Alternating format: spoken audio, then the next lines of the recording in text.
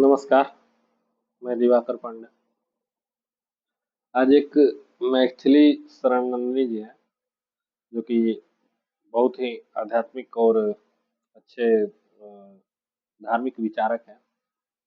उन्हीं का उनको मैं सुनते रहता हूँ अक्सर। ऐसे तो दर्शन में भी मेरा मन लगता है, तो उसको को भी सुनता हूँ और प्रशांत आचार्य प्रशांत को भी सुन लेता हूँ कभी। तो उनको सुनते टाइम उन्होंने बताया जो अभी हमारे वर्तमान में भारत में चल रहा है कि हम पर्यटन और तीर्थाटन को दोनों को मिक्स करते हैं। आज की जो युवा पीढ़ी है, तो वो जाती है पर्यटन करने और सोचती है कि हम तीर्थाटन का लाभ लें। इसमें सरकारों का भी बहुत हद तक योगदान है। जो बाजारू जो बाजार है उसने इस तरीके से तीर्थाटन को विकसित ही कर दिया है कि उसमें पर्यटन का भी वेग मिलता रहे और युवा खास करके प्रचार प्रसार इस तरीके से होता है कि वो उसके प्रति झुकाव व्यतीत करते हैं। बट दोनों अलग अलग चीजें हैं, पर्यटन और तीर्थाटन। मैं अपने पॉइंट पे आता हूँ। तो उसमें मुझे जहाँ तक लगा कि मतलब वो युवाओं के बीच में जो ज्ञान रूपी चीज है, वो अध्यात्म को या फिर धर्म को समझना नहीं चाहते हैं। केवल एक रील मात्र से वो चीज नहीं होता है कि रील देखकर हम किसी मंदिर के प्रति या फिर किसी धर्म के प्रति जो मन में आए वो टिप्पणी कर दें या फिर उसको देखने के प्रति अग्रसर हो जाए। धर्म एक बृहद पैमाना है। जो आज जितनी भी चर्चाएं होती है जाति को लेकर के, धर्म को लेकर के, वो इससे कई गुना बड़ा है। इसको जानने के लिए हमें समझना पड़ेगा।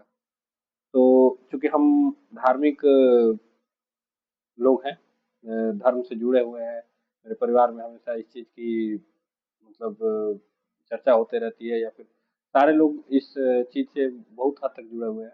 मेरे भी मन में कहीं ना कहीं है। ये मैं बोल सकता हूँ कि बढ़ते ज्ञान के साथ साथ मेरे अंदर धार्मिकता के साथ साथ थोड़ी सी आध्यात्मिकता भी आने लगी है। क्योंकि मैं उस तरीके से पूजा पाठ को नहीं देख पाता हूँ जिस तरीके से मेरे माता पिता देखते हैं, या फिर मैं उस तरीके से कर नहीं पाता हूँ। मैं थोड़ा सा ध्यान के प्रति या फिर मेडिटेशन के प्रति अग्रसर होने लगा हूँ।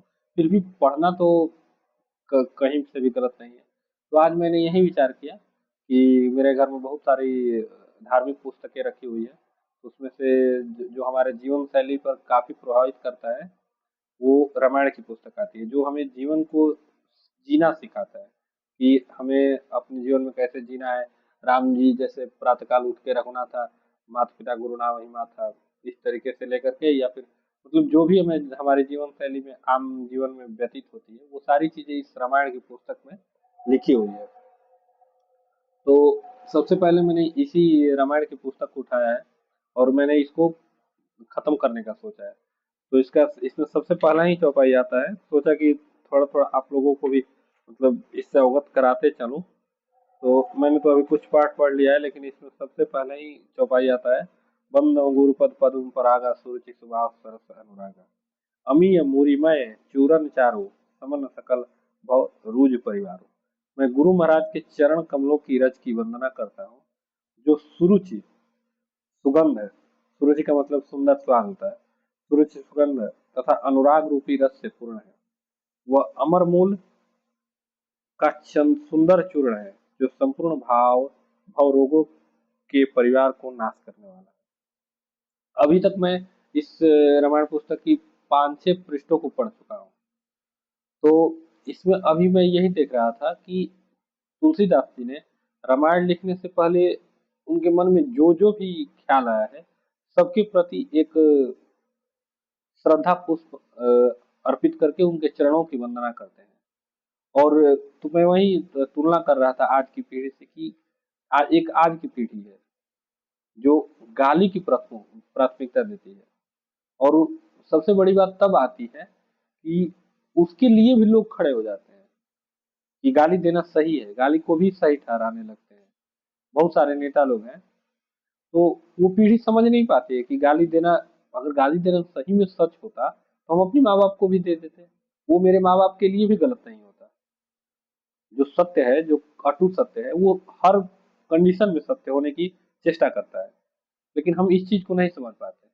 हम ठीक है, मोदी एक राजनीतिक आदमी है, मोदी जी देश के प्रधानमंत्री हैं, वो राजनीतिक आदमी है, राजनीतिक आदमी से आपकी राजनीतिक मतभेद हो सकती है, उनके नीतियों के प्रति आपके अंदर विरोध हो सकता है, आक्रोश हो सकता है, लेकिन संस्कार हमें ये भी सिखाते हैं कि अगर कोई व्यक्ति थोड़ा उम्रदराज है, मोदी जी की मैं बस चर्चा एक उदाहरण के तौर पर कर रहा हूँ, कोई भी व्यक्ति हो सकता है, कल को राहुल गांधी भी प्रधानमंत्री के पद पे जाएंगे तो उनके लिए भी ये चीज अप्लाई हो सकती है, तो वहां पे भी ये चीज देखा जाएगा।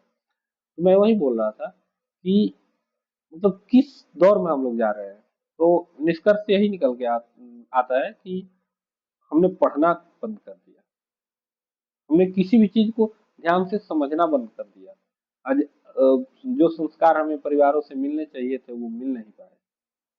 तो ठीक है, देखते हैं आगे, मैं पढ़ूंगा और रोज आप लोगों को एक एक चौपाई या फिर जो भी मेरे पढ़ने के दौरान निकल कर के चीजें आएंगी, मैं आप लोगों से साझा करते रहूंगा, वरना वीडियो ज्यादा लंबा हो जाएगा, आप लोग देखेंगे भी नहीं। धन्यवाद।